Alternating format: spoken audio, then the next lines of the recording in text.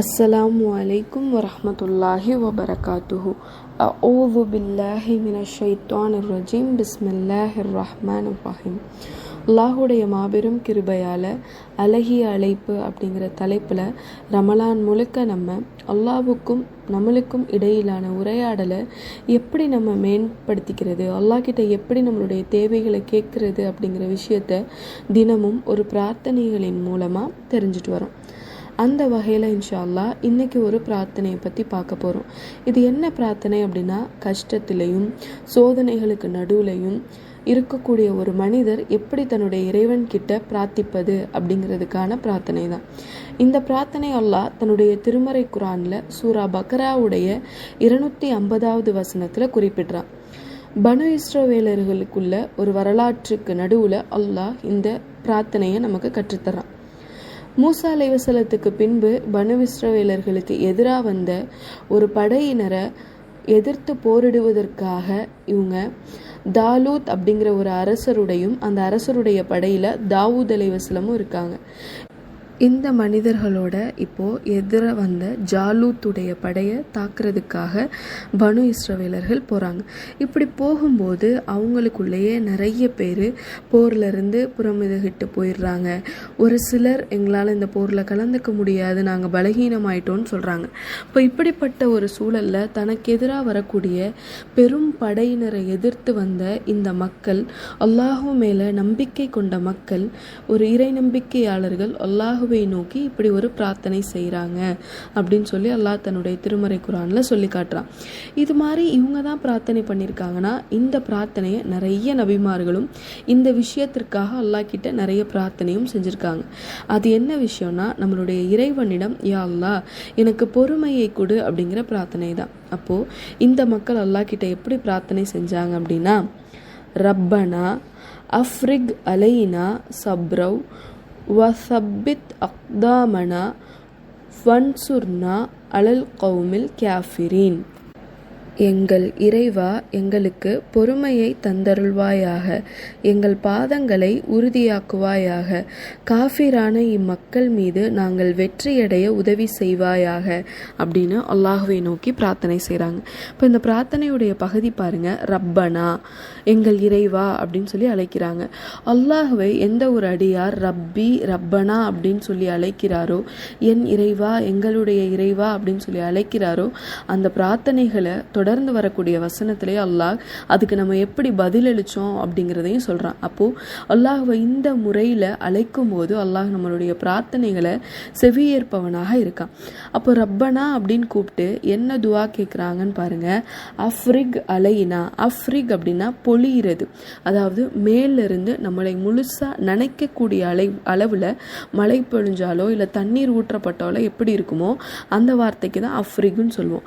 அஃப்ரிக் அலைனா, எல்லாம் எங்கள் மீது பொறுமையை பொழி அப்படின்னு சொல்லி கேட்குறாங்க. எங்களுக்கு எதிராக வரக்கூடிய கூட்டம், எங்களை விட பலமான ஒரு கூட்டத்துக்கு எதிராக நாங்கள் போகிறோம், எங்களுக்கு நீ அதிகமான பொறுமையை கொடு, உன் புறத்திலிருந்து உன்னிடமிருந்து எங்கள் மீது பொறுமையை பொழிய செய்வாயாக அப்படின்னு சொல்லி கேட்குறாங்க. எதுக்கான பொறுமை அப்படின்னா, எங்களுடைய பாதங்களை உறுதியாக்குவதற்கு எங்களுக்கு பொறுமையை கொடு, இங்கிருந்து நாங்கள் போயிடாம உன்னுடைய பாதையில் போரிடுபவர்களாக உனக்கு விருப்பமானவர்களாக நாங்கள் மாறுவதற்கு எங்களுக்கு இந்த பொறுமையை கொடு யா அல்லாஹ் அப்படின்னு துவா செஞ்சுட்டு, இந்த மக்களுக்கு எதிராக எங்களுக்கு வெற்றியையும் கொடு அப்படின்னு சொல்லி துவா செய்கிறாங்க. பொறுமை அப்படிங்கிறது நமக்குள்ளே இருந்து தானே வரணும், அதையே இவங்க அல்லாஹ் கிட்ட கேட்குறாங்க அப்படின்னு நமக்கு தோணலாம். முழுக்க முழுக்க பொறுமை என்பது அல்லாஹ்விடம் இருந்து மட்டுமே ஒரு மனிதனுக்கு கிடைக்கக்கூடிய உதவி. நபி ஸல்லல்லாஹு அலைஹி வஸல்லம் அவங்க சொல்லக்கூடிய ஒரு நபி மொழியில் என்ன நம்ம தெரிஞ்சுக்கலாம் அப்படின்னா, பொறுமை தான் ஒரு அடியாருக்கு அல்லாஹ் கொடுக்கக்கூடிய அன்பளிப்புகள்லேயே சிறந்த அன்பளிப்புன்னு சொல்கிறாங்க. அப்போ பொறுமை நம்ம நினச்ச உடனே நமக்குள்ளே இருந்து வர ஒரு விஷயம் இல்லை. அல்லாஹ் விரும்பி எந்த அடியாருக்கு கொடுக்குறானோ அவங்களுக்கு மட்டுமே கிடைக்கக்கூடிய விஷயம். அதே போல் அல்லாஹ் தன்னுடைய திருமறை குரானில் சொல்லும் போது சொல்கிறான், 16வது அத்தியாயத்துடைய 27வது வசனத்தில், வஸ்பிர் வமா சபுருக்க இல்லா பில்லா, இன்னும் நீர் பொறுமையுடன் இருப்பீராக, எனினும் அல்லாஹ்வின் உதவி இல்லாமல் நீர் பொறுமையுடனே இருக்க முடியாது அப்படின்னு சொல்லி அல்லாஹ் குறிப்பிடுறான். அப்போது பொறுமை என்பது அல்லாஹ் கிட்ட இருந்து வரக்கூடிய ஒரு விஷயம். அல்லாஹ் நாடுனா மட்டும்தான் பொறுமையோட ஒவ்வொரு விஷயத்தையுமே கையாள முடியும். இப்போ பொறுமையோட ஒரு அடியார் இருக்கிறதால இப்போ என்ன ஆக போகுது? பொறுமையோடு நம்ம இருக்கிறதால அல்லாஹுடைய உதவி கிடைக்குது. அதை தவிர்த்து வேற என்ன நம்மளுக்கு கிடைக்கிது அப்படின்னா, அல்லாஹ் சொல்கிறான், இன்னல்லாஹ மஹ்சாபிரீன், அல்லாஹ் பொறுமையாளர்களோட இருக்கிறதா சொல்கிறான். இன்னும் தன்னுடைய திருமறை குர்ஆனில் சொல்லும் போது அல்லாஹ் சொல்கிறான், பொறுமையாளர்களை நான் நேசிக்கிறேன் அப்படின்னு சொல்கிறான். அப்போது ஒரு பிரச்சனையிலேருந்து நம்ம வெளிவரணும் அப்படின்னா அதுக்கான முழு வேலையையும் செய்ய போகிறது இப்போ இந்த பொறுமை மட்டும்தான். நம்மளுடைய முயற்சிகள், நம்ம எடுக்கக்கூடிய விஷயங்கள், இது எல்லாத்தையுமே தாண்டி நம்மளை ஒரு பிரச்சனையிலேருந்து வெளிக்கொண்டு வர போகிறது இந்த சப்ரு மட்டும்தான். அதனால தான் இந்த இறை நம்பிக்கையாளர்கள் அல்லாஹ் கிட்ட, யா அல்லாஹ் எங்களுக்கு பொறுமையை கொடு, எங்களுடைய பாதங்களை உறுதியாக்கு, இந்த எதிரிகளுடைய கூட்டத்திற்கு எதிராக எங்களுக்கு வெற்றியை கொடுன்னு கேட்டாங்க. எடுத்த உடனே எங்களுடைய முயற்சிகளை நீ வெற்றியாக்குன்னு அவங்க பிரார்த்திக்கலை. பொறுமை மட்டும்தான் ஒரு பிரச்சனையிலிருந்து, ஒரு கடும் சோதனையிலிருந்து நம்ம வெளிவருவதற்கான தீர்வாக இருக்க முடியும். ஏன்னா இந்த பொறுமையாளர்கள் கூட தான் அல்லாஹ் இருக்கா. இந்த பொறுமையாளர்களை தான் அல்லாஹ் நேசிக்கிறான். அல்லாஹ் உடன் இருக்கிற, அல்லாஹ் நேசிக்கிற பொறுமையாளர்கள் கண்டிப்பாக ஒவ்வொரு சோதனையிலிருந்தும் வெற்றி அடைவாங்க தானே.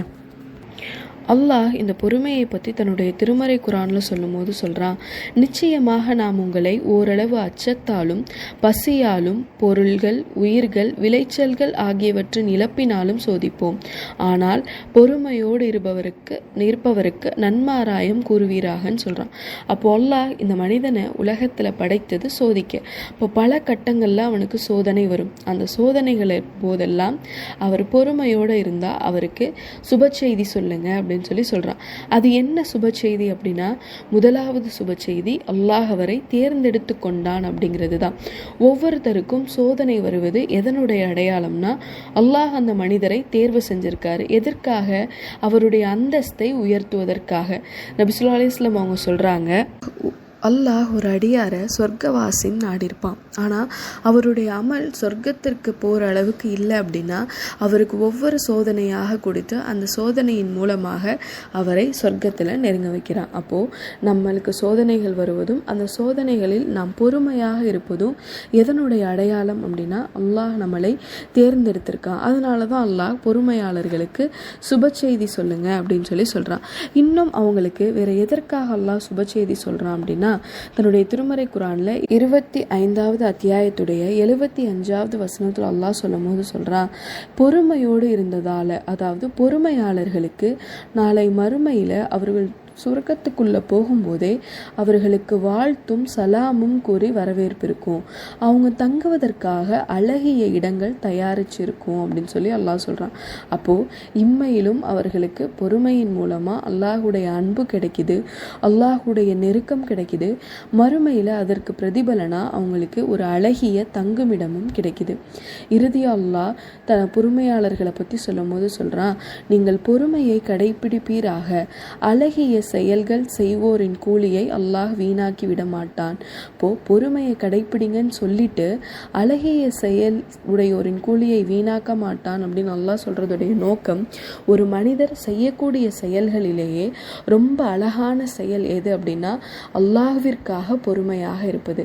அப்போ அந்த கூலியை அல்லாஹ் நம்மளுக்கு வீணாக்கவே மாட்டான். இப்போ இந்த பூமியில நம்மளுக்கு ஏற்படக்கூடிய சோதனைகள்லையும் கஷ்டங்கள்லையும் நம்ம அல்லாஹ்விற்காக அழகிய பொறுமையை மேற்கொண்டோன்னா, எந்த அதிருப்தியான வார்த்தைகளை வெளிப்படுத்தாம, ரொம்ப புலம்பல்கள் இல்லாம, அழுகாம, தவறான வார்த்தைகள் யூஸ் பண்ணாம, அல்லாஹ்வை பொருந்தி கொள்ளக்கூடிய வார்த்தைகளை பயன்படுத்தி பொறுமையை மேற்கொண்டோம் அப்படின்னா நாளை மறுமையில் அல்லாஹ் இந்த பொறுமையை வீணாக்காம நம்மளுக்கு ஒரு அழகிய பொருளா திருப்பி கொடுக்கக்கூடியவனாக இருக்கின்றான்.